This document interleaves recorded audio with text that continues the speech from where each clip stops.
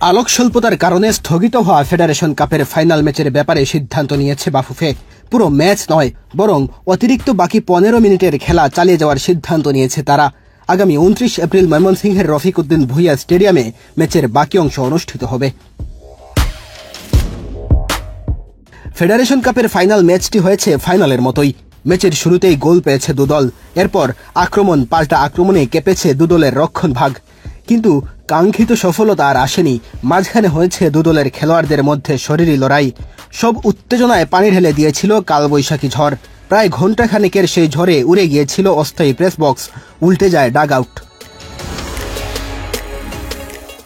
ঝড়ে কাবু হয়ে ফুটবলাররা যখন ফিরে যান ড্রেসিং রুমে, তখন মাঠে নেমে পড়েন দর্শকেরা।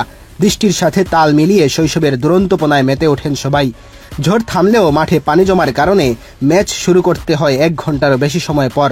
ফলে ম্যাচ যদি অতিরিক্ত সময়ে গড়ায়, তাহলে আলোক স্বল্পতার সমস্যায় পড়তে পারে, সেটা আগে থেকেই অনুমান করা যাচ্ছিল। নির্ধারিত 90 মিনিটের পর অতিরিক্ত সময়ের প্রথম ধাপে 15 মিনিট শেষে আলোক স্বল্পতার কারণে দুই ক্লাবের অধিনায়ক ও কর্মকর্তা ম্যাচ কমিশনারের সঙ্গে আলোচনা করে খেলা স্থগিত করে দেন ম্যাচ রেফারি সাইমুন হাসান। ফলে ফাইনালের ভাগ্য চলে যায় লিগ কমিটির টেবিলে। বুধবার আলোচনা শেষে কমিটির ডেপুটি চেয়ারম্যান জাকির হোসেন চৌধুরী জানান, আগামী মঙ্গলবার ফাইনালের বাকি অংশ আয়োজনের সিদ্ধান্ত নেওয়ার কথা। ম্যাচ স্থগিতের সময় স্কোর লাইন ছিল 1-1 সমতায়। তবে অতিরিক্ত সময়ের প্রথমার্ধে ফয়সাল আহমেদ ফাহিম লাল কার্ড দেখেন। ফলে আগামী মঙ্গলবার ম্যাচের বাকি অংশে বসুন্ধরা কিংসকে 10 জন নিয়ে খেলতে হবে।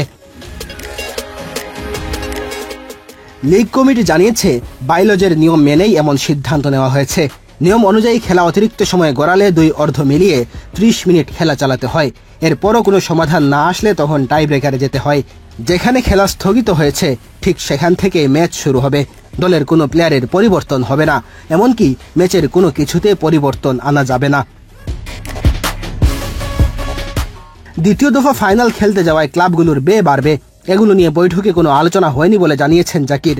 এদিনের আলোচনায় দুই ক্লাবের কোনো প্রতিনিধি ছিল না বলেও জানান তিনি। বাইলজের এই নিয়মের কারণে কিছুটা এগিয়ে থাকবে আবাহনী লিমিটেড। কারণ লাল কার্ড খাওয়ার কারণে ম্যাচের পরবর্তী অংশে 10 জনকে নিয়ে খেলতে হবে বসুন্ধরাকে। ফলে একজন কম ফুটবলারের সুবিধা যদি নিতে পারে আবাহনী, তাহলে 15 মিনিটের মধ্যেই জয় নিশ্চিত করতে পারবে তারা। আর এতে করে দীর্ঘ 3 বছর পর আবারও ফেডারেশন কাপ নিজেদের ঘরে নিয়ে যাওয়ার সুযোগ পাবে ক্লাবটি। মেহেদী হাসান তালহা, বাংলাদেশ প্রতিদিন।